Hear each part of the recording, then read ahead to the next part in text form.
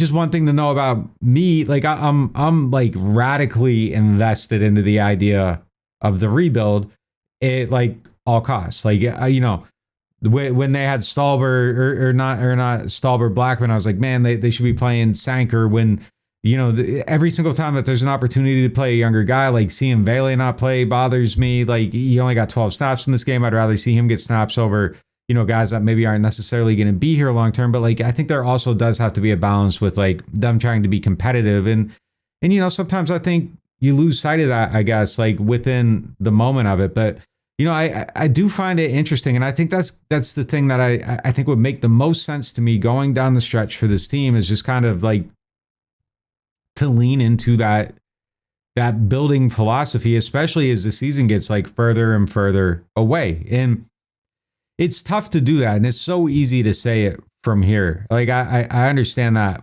wholeheartedly, but that would be one of the things that I would like to see with the trade deadline is if somehow they made some moves that opened up opportunities to where like they just have to play these younger guys and you aren't sitting somebody who's earned more snaps. Like that's why it's easy to say is because it's like, well, look, hey, I don't like Taysom being in there in this situation. I like him in this situation, but like he's also earned the right to carry the ball. Like and it's easy to say he shouldn't carry the ball or like you don't like this spot, but you can't just not do that. And then because then that becomes a thing in your locker room too. Like if guys have earned things and you aren't giving them things that everybody in the locker room knows they earned, like it becomes a problem.